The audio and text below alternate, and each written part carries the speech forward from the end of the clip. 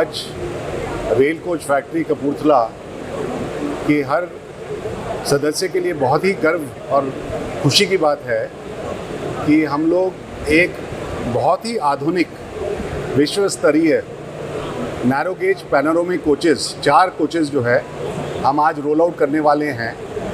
और ये कोचेस हम लोग कालका शिमला सेक्शन में ऑसिलेशन ट्रायल्स के लिए भेजने वाले हैं।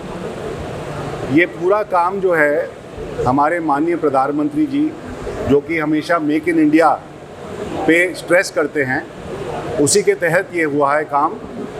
और मात्र 2 साल के अंदर नैरो गेज का नई कोचेस का डिज़ाइन रेल कोच फैक्ट्री ने बनाया है। आपको मैं बता दूं कि जो 762 mm नैरो गेज ट्रैक है उसका कोई भी डेटा या मॉडलिंग अवेलेबल नहीं है। और जो पुरानी कोचेस जो नैरो गेज की रन कर रही हैं वो करीब 1908 की हैं। तो 100 साल पुरानी कोचेस का हमारे पास कोई डिज़ाइन नहीं था, कोई टेक्निकल डॉक्यूमेंट नहीं था, स्पेसिफिकेशन नहीं था। और हमारी रेल कोच फैक्ट्री ने बिल्कुल ही फर्स्ट प्रिंसिपल से पूरी मॉडलिंग की और मॉडल करके पूरा डिज़ाइन किया। डिज़ाइन करके हर तरह के उसकी टेस्टिंग जैसे स्ट्रेस टेस्टिंग करवाई और 2 शेल्स को बनाया। पहले उनका डिटेल्ड स्ट्रेस एनालिसिस हुआ, उसके बाद उनको ऑसिलेशन ट्रायल्स के लिए भेजा गया। कालका शिमला में 2 शेल्स का ऑसिलेशन ट्रायल के रिजल्ट्स बहुत ही बढ़िया थे। और उसके बाद जो है हमने फर्निशिंग की 4 कोचेस की, 4 अलग अलग टाइप की कोचेस बनाई गई हैं, उनकी फर्निशिंग कर दी गई है। और अब हम इनको कालका शिमला भेज रहे हैं।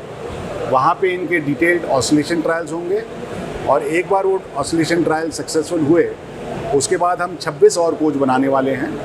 और हमें पूरी उम्मीद है कि जल्द ही जल्द विश्व स्तरीय एक ट्रेन 60 डिब्बों की ट्रेन कालका और शिमला के बीच में, जो कि एक हेरिटेज रेलवे है, वर्ल्ड हेरिटेज रेलवे है, उसमें रन करनी शुरू करेंगे।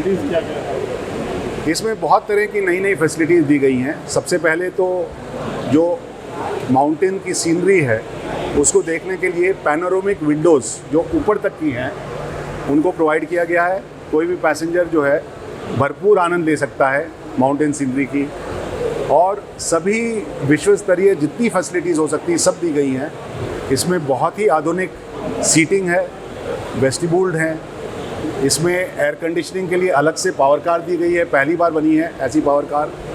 और इसमें PA सिस्टम है, CCTV का प्रोविज़न है और सभी तरह की आधुनिक जितनी भी फैसिलिटीज़ हैं, आप सोचिए वंदे भारत में जितनी फैसिलिटीज़ हैं सब दी गई हैं। और अगर इसमें तैयार की गई हैं कितने कोचेस इसमें तैयार किए गए, क्या क्या कैटेगराइज इसमें?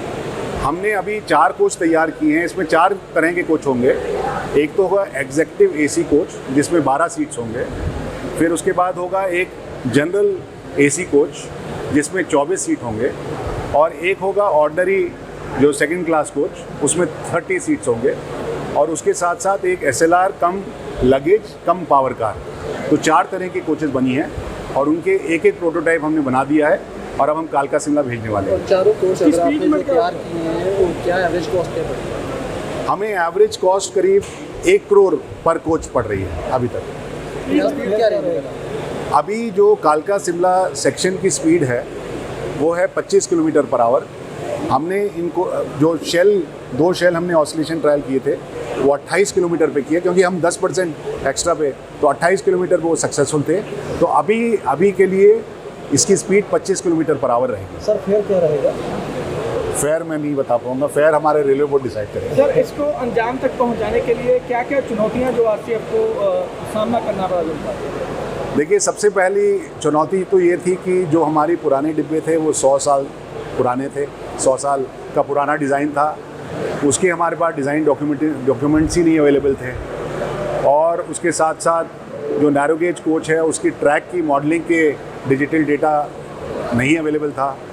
तो आप ये सोचिए कि बिल्कुल ये फर्स्ट प्रिंसिपल, जैसे मैं तो ये कहूँगा जैसे वंदे भारत भी फर्स्ट प्रिंसिपल से बनाया गया मेक इन इंडिया में, वैसे ही ये फर्स्ट प्रिंसिपल से बनाया गया है। और इसके सभी जितने आप सोचिए वंदे भारत के जितने स्टेजेस थे वो सभी स्टेजेस इस कोच में लगे हैं। जैसे मान लीजिए डिज़ाइन मॉडलिंग है, स्ट्रेस टेस्टिंग है, ऑसिलेशन ट्रायल है, सभी सेम प्रोसेस से निकाला गया है। और सर कितने जैसे आपने जो ट्रेन है 100 साल पुरानी जैसे कहते हैं अपग्रेड हो गई है, तो वैसे ट्रैक भी है, ट्रैक भी तो अपग्रेड होनी चाहिए कि नहीं?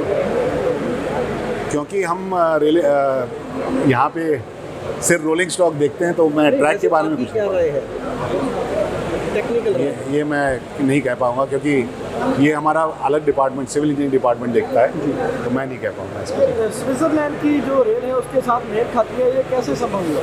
क्या सॉरी? स्विट्जरलैंड की जो रेल के साथ ये मेल खा रही है, इसका डिज़ाइन, इसका पैटर्न आपके दिमाग में कैसे आया? नहीं, ऐसा है कि वो तो सिर्फ गूगल से देखा गया।